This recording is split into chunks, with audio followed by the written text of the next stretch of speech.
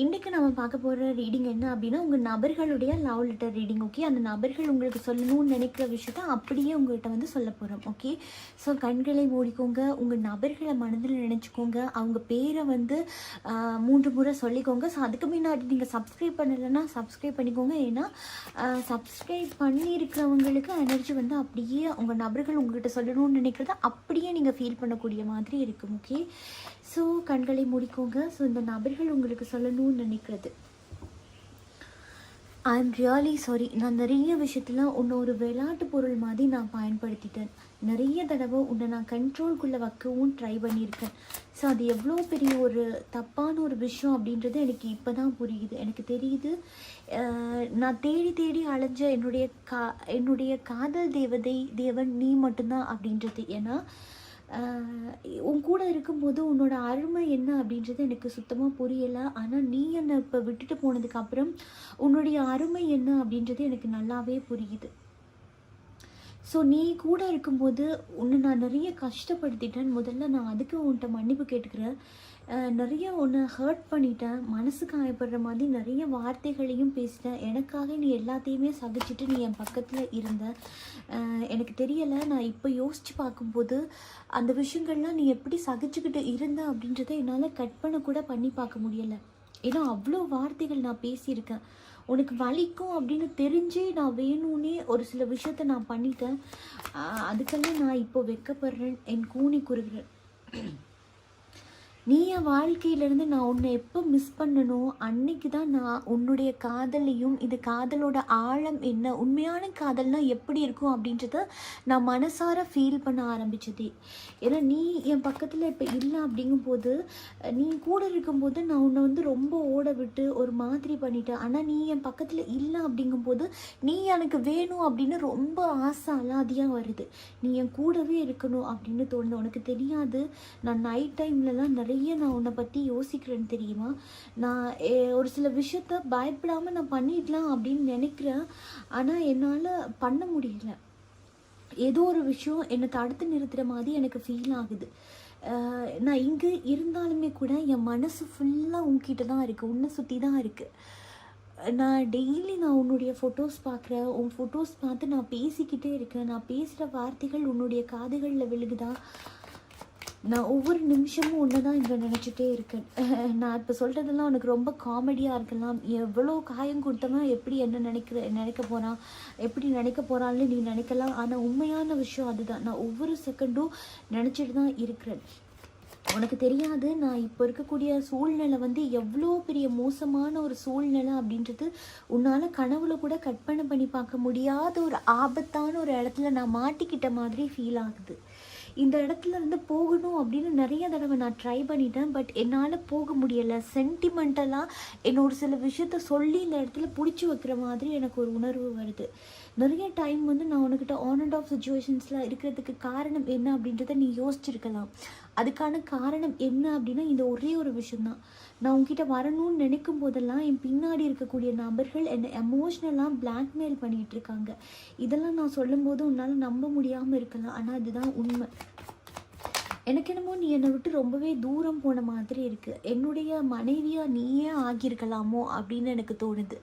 இப்போ இந்த செகண்ட் என்னுடைய கணவனாவோ, என்னுடைய மனைவியாவோ, என் குழந்தைகளுக்கு ஒரு தாயாவோ, எனக்கு ஒரு தோழியாகவும் நீ என் பக்கத்திலே இருந்திருக்கலாம் அப்படின்னு எனக்கு ஆசை அதிகமாக வருது. நான் நிறைய இடத்துல உன்னை மிஸ் பண்ணிட்டனோ அப்படின்றது எனக்கு என்னோட பர்சனல் லைஃப்பில் நடக்கிற ஒவ்வொரு விஷயங்கள்லையுமே எனக்கு வந்து சொல்லிகிட்டே இருக்காங்க டிவைன். நீ தப்பு பண்ணிட்ட, உன்னுடைய பார்ட்னர் வேறு அப்படின்னு உனக்கு நல்லாவே தெரிஞ்சிருக்கும்ல. நான் நிறைய தடவை வந்து நான் உன்கிட்டே சொல்லியிருக்கேன், நீ தான் என்னுடைய ஆத்மார்த்தமான ஒரு சோல் அப்படின்னு.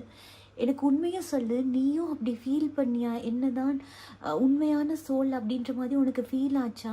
ஏன்னா உண்மையில் மற்றவங்க மேலே எனக்கு தோணுன ஒரு அட்ராக்ஷனுக்கும் உண்மையில் எனக்கு தோணுன அட்ராக்ஷனுக்கும் நிறைய வித்தியாசம் இருக்குது. நான் மற்றவங்க கூடலாம் கதைச்சேன் தான், பழகுனேன் தான், ஒத்துக்கொள்கிறேன். ஆனால் உன்கிட்ட கதைச்சதுக்கும் அதுக்கும் நிறைய வித்தியாசம் இருக்குது. உன் கூட நான் தீர்க்கமாக இருக்கணும்னு தான் நினச்சி பழகினேன். ஆனால் சந்தர்ப்ப சூழ்நிலை என்னை வற்புறுத்தி இந்த இடத்துல வேறொரு பக்கம் கூட்டிகிட்டு போகிற மாதிரி இருக்குது. இதை நினச்சாலே எனக்கு ரொம்ப வருத்தமாக இருக்குது. ஏன்னா என்னுடைய வாழ்க்கையில் நான் என்றைக்குமே உன்னை மிஸ் பண்ணக்கூடாதுன்னு நினைக்கிறேன். ஆனால் சுச்சுவேஷன் பாரு, நாளுக்கு நாள் சரியாகுதாண்டு கிடையாதே. நாளுக்கு நாள் ஏதாவது ஒரு பிரச்சனை தானே வந்துகிட்டே இருக்குது. எனக்கு உண்மையாக சொல்லு, நீ முதல்ல நிம்மதியாக இருக்கியா?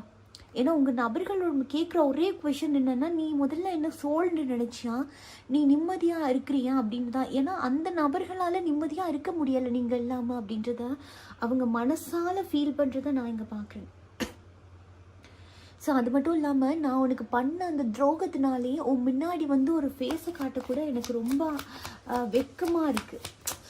இவ்வளோ துரோகம் பண்ணிவிட்டு எப்படா அகெயின் ஃபேஸை காட்டுறது எனக்கு தெரில. ஏன்னா நீ எத்தனையோ தடவை சொன்ன அவங்களோட சேராத, இந்த தேர்ட் பார்ட்டி ரொம்ப மோசமானவங்க, இவங்க காசுக்காக பழகுறாங்க, தேவைக்காக பழகுறாங்கன்னு நீ சொன்ன. ஆனால் நான் அதை கேட்காம போயிட்டேன். ஆனால் இந்த இடத்துல நான் கேட்காம போனதையும் தாண்டி உண்மையில மிஸ்டேக் இருக்குது அப்படின்னு தான் சொல்லுவேன். அது ஏன் அப்படின்னா, தேர்ட் பார்ட்டி இருக்காங்கன்ட்டு தெரிஞ்சுமே நீ என் கூட இருக்காமல் அந்த இடத்துல நீ என்னை விட்டுட்டு போயிட்ட. எனக்கான ப்ராப்பராக நீ அன்பு கொடுக்கல அப்படின்றதுனால தான் என்னால் இப்போ தேர்ட் பார்ட்டியை சூஸ் பண்ணக்கூடியதாக இருக்குது. ஒரு சில நபர்கள் ஆல்ரெடி தேர்ட் பார்ட்டி சுச்சுவேஷன்ஸ் இருக்குது அப்படின்னா அந்த நபர்கள் அதில் சிக்கிட்டாங்க.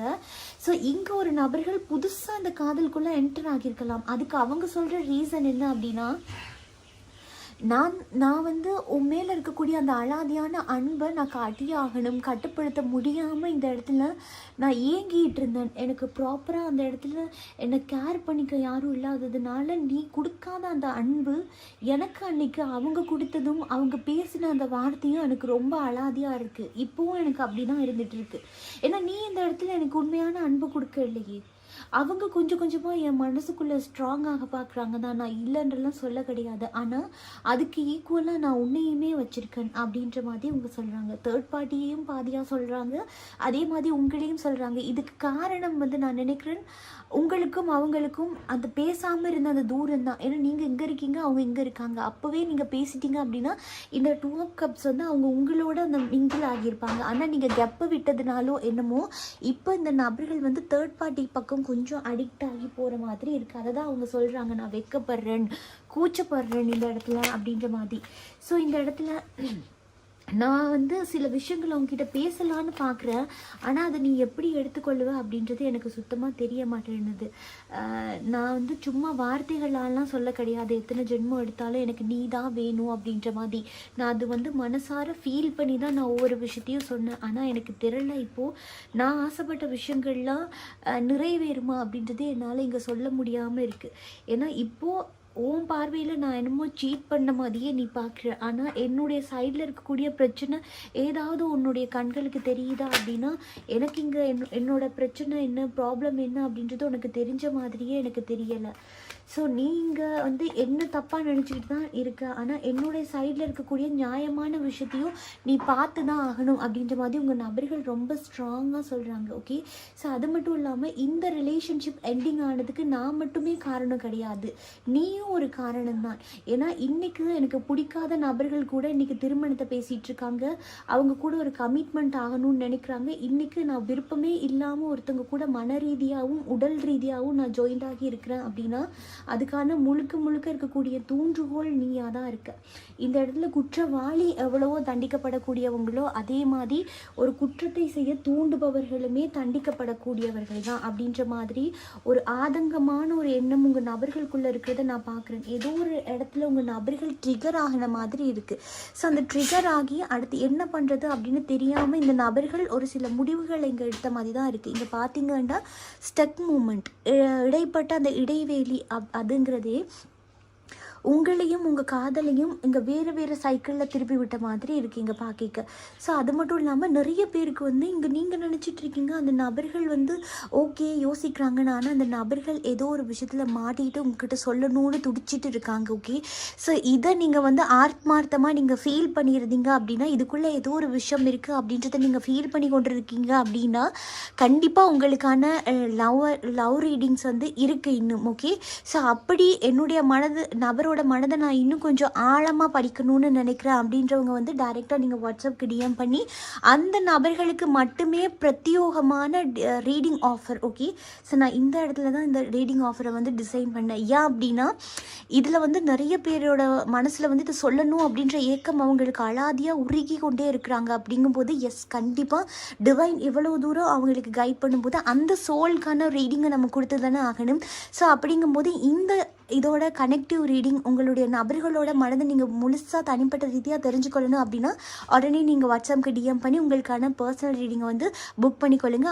அதோடு சேர்த்து இந்த லவ் ரீடிங் ஆஃபரையுமே நீங்கள் பெற்றுக்கொள்ளுங்க.